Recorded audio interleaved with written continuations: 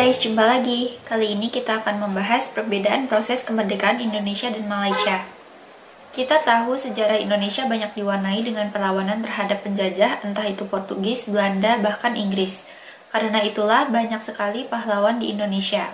Hal ini rupanya tidak terjadi di Malaysia. Bahkan ketika Inggris datang lagi ke Malaysia, rakyat di sana menyambutnya dengan gembira. Kita mau menyimak hubungan para sultan di Malaysia dengan British di masa penjajahan. Ada video menarik mengenai hal ini.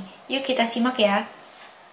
Tapi bila British datang, British oleh kerana nak mengelakkan dan pertentangan orang Melayu macam di Perak, ya, kita dapati British paksa dia punya kedudukan. So dengan itu dia gantikan semua pembesar-pembesar Melayu dengan pegawai-pegawai British. Maka tertubuhlah jabatan-jabatan kerajaan seperti jabatan polis, jabatan pungutan hasil. Ya. Bagi saya ini suatu perkara yang penting yang British telah susun masyarakat kita, dan nampaknya kita kena ikut benda, bukan kena ikut lah, tapi memang diikuti lah. Dan sebab bangsa kita bukan jenis memberontak, ya?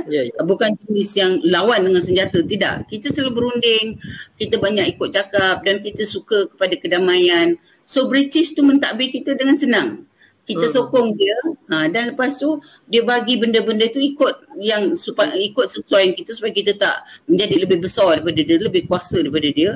Termasuk juga sistem pendidikan. Itu juga suatu yang British tinggalkan pada kita kan. Sistem pendidikan Inggeris di bandar-bandar. Orang Melayu tak boleh pergi bandar-bandar sebab satu, orang dulu kata takut jadi Kristian sebab sekolah Inggeris kebanyakan dibuat oleh golongan misioneri kan. Lagi satu jauh daripada kampung, nak kena naik bas dan sebagainya, nak naik kereta api. Yang ketika orang Melayu di luar bandar miskin, tak ada duit sebab sekolah Inggeris kena bayar. Jadi ini semua, kecuali dia dapat beasiswa negeri kan, barulah dia boleh masuk ke sekolah Inggeris. Jadi majoriti orang Melayu hanya dapat pendidikan sekolah TAP yang British bagi, sekolah Melayu sampai darjah 5, darjah 6, ya.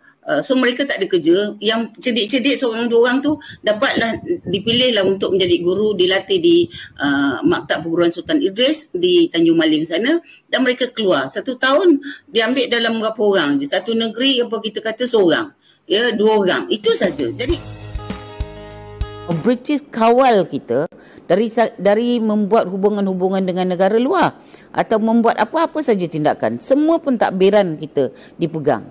Walaupun raja-raja itu masih lagi berkuasa ataupun masih lagi berkedudukan sebagai ketua negeri Melayu sebagai itu, dan baginda semua bersifat raja in council.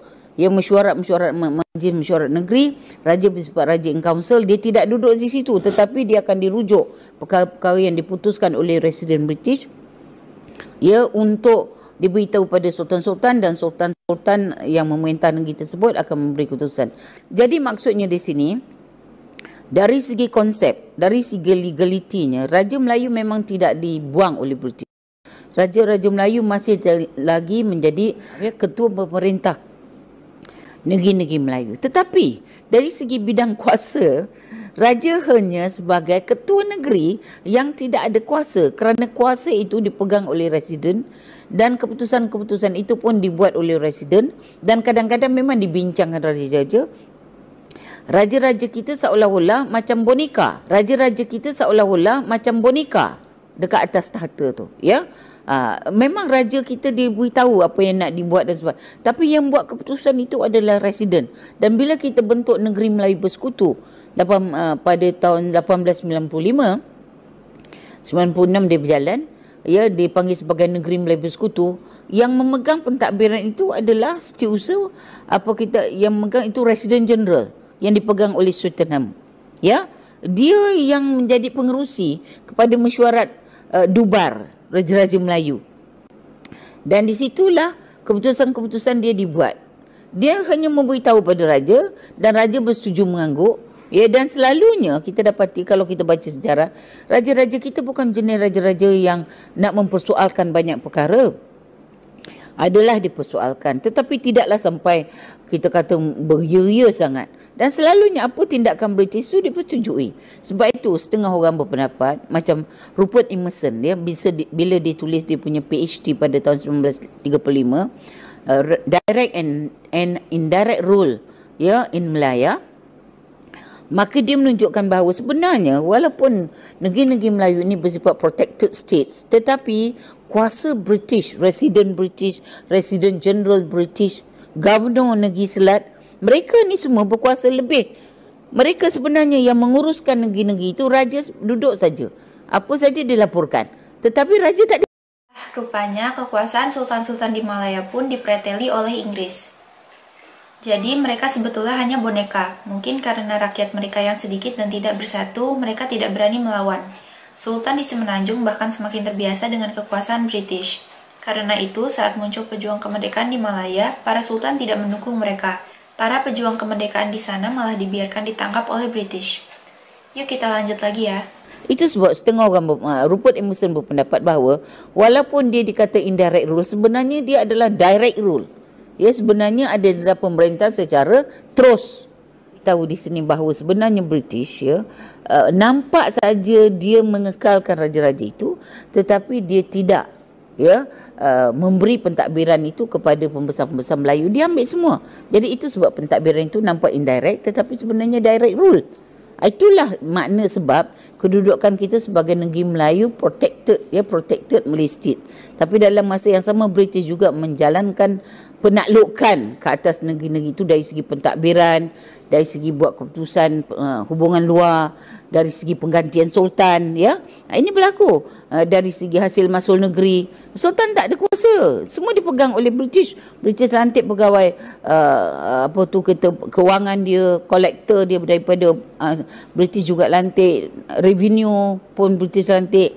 Lepas tu custom pun British lantik. Ini semua. Sebab itu akhirnya kalau kita lihat walaupun dalam tahun 1874 dan seterusnya itu British campur tangan di negeri-negeri Melayu seperti Perak, Selangor, Negeri Sembilan dan Pahang daripada 1888. Walaupun dia campur tangan dengan meletakkan residen, tapi sebenarnya dia menguasai pentadbiran itu. Jadi dia sebenarnya dia sebenarnya tidak menjajah negeri-negeri Melayu. Dia menjajah dari segi dia menguasai pentadbiran kewangan, hasil masuk negeri, ya, raja. Itu dia. Jadi mana British mainkan banyak tindakan-tindakan atau strategi-strategi untuk dia menguasai negeri itu. Tetapi dia tak buang raja. Sebab British cerdik. Dia bukan macam Belanda, macam Perancis, bunuh semua raja-raja macam di Burma, di Vietnam, kan dia bunuh di Indonesia. Tetapi di tanah Melayu, raja-raja dikekalkan, tapi pentadbiran itu dipegang. Dan itu berlaku. Jadi dari segi sistem kemasyarakatan kita, dari segi hierarkinya, raja tetap di atas.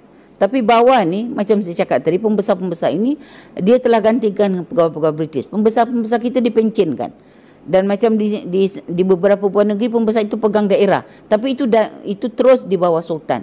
Tapi dari segi lain, British telah lahirkan satu sistem pentadbiran barat dengan residen sebagai ketuanya, dan ketua-ketua jabatan itu pun dilantik oleh residen. Sultan tak tahu apa-apa. Begitulah guys posisi sultan-sultan Melayu di masa penjajahan Inggris. Mereka sebetulnya dijajah tapi tidak melawan. Inilah yang membedakan dengan Indonesia. Sebagian besar sultan-sultan di Indonesia berani melawan penjajah, bahkan sampai kerajaannya hancur lebur. Terima kasih sudah menonton sajian kami, sampai jumpa lagi.